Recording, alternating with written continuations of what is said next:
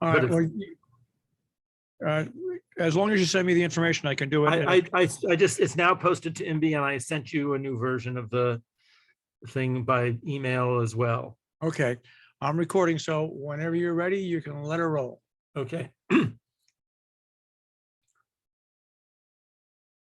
There's something comforting about howling winds and driven snow if you're inside a cozy, warm house looking out at the weather. There's something pleasing about the abrupt suspension of normal activity by forces beyond your control if you know it's just a punctuation mark in a life that will resume its flow. If I had any doubt that I should simply savor this slightly inconvenient March snowstorm, I have the example of the people of Mariupol and other besieged Ukrainian cities to dispel that doubt. They cannot revel in the last of winter's cold if they have no heat in which to take refuge from it. They cannot relax into the sudden and unanticipated break from their normal life if they have no assurance of ever returning to it. I know, in a matter of days and with certainty, that spring will resume its inexorable march forward on the farm. They, in contrast, can rely on no certain delivery from the dangers and discomforts besetting them.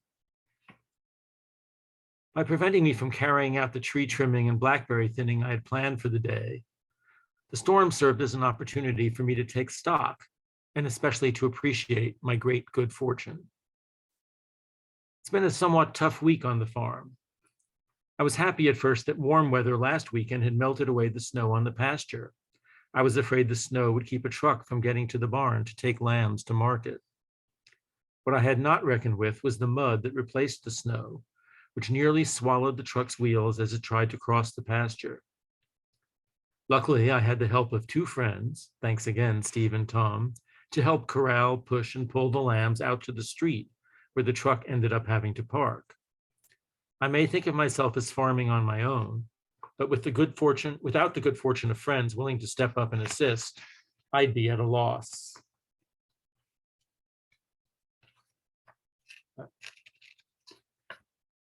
The day after market day, one of our ewes, older ewes, sat down just suddenly and wouldn't get up. At first, I thought it was a prelude to labor, but 12 hours later, she was still in the same place. I sent a picture of her to the vet, Gillian Ferguson, who could immediately tell from the picture that the ewe did not look well. At her direction, I checked the ewe's eyes for anemia, it was okay, took her temperature, normal, looked at her hooves for foot rot, not. It would require a visit to ascertain what was wrong. I've always been impressed by the particular skills of veterinarians, wondering at their ability to diagnose patients that cannot articulate what's wrong with them. It takes a special kind of empathy and an acute observation of clues to which most of us would be oblivious. In Gillian's case, I've been aware for some time of her superior level of attentiveness, especially when it comes to sheep welfare. Some months ago, I wrote about my inability to find ivermectin to deworm my sheep, thanks to all the nudniks who wanted to use it to prevent or treat COVID-19, and of my use of another deworming agent, albendazole, instead. In the same bulletin, I casually mentioned that a little rambling, when I had failed to castrate, was beginning to mount all the ewes. Within hours of sending out the bulletin, I heard from Gillian, who had read it and put two and two together. She warned me that albendazole was dangerous to sheep early in pregnancy because it was associated with birth defects in lambs. She offered me another substitute deworming agent, one without such drawbacks. Ewe number 45, Lale, one of the 3 or 4 I had been trying to deworm, recently gave birth to a very healthy little ewe, the name of Iki, cute as a button and certainly not deformed. And I credit Gillian's attention for that. This week, I accompanied Gillian to the barn and watched her examine the sick ewe.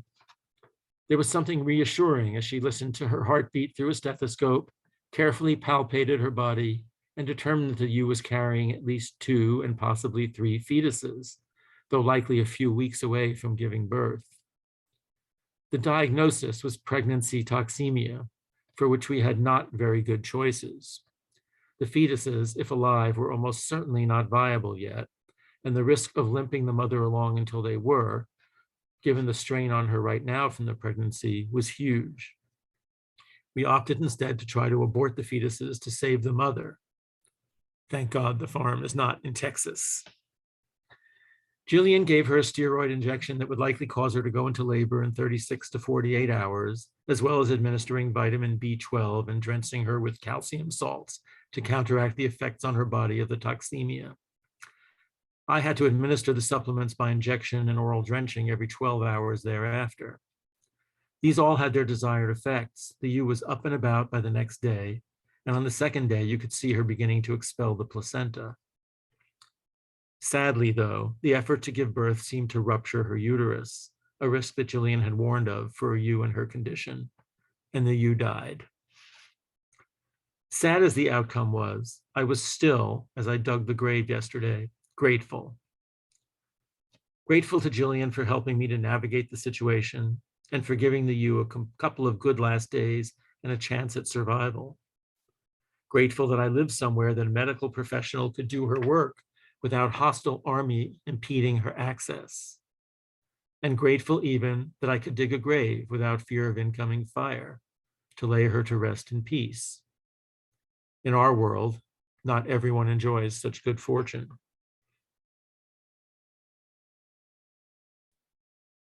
Okay. Okie doke. Well, I hope your week next week is better. It can't help but be. All right. I'll speak to you later. Take care. Bye-bye. Bye.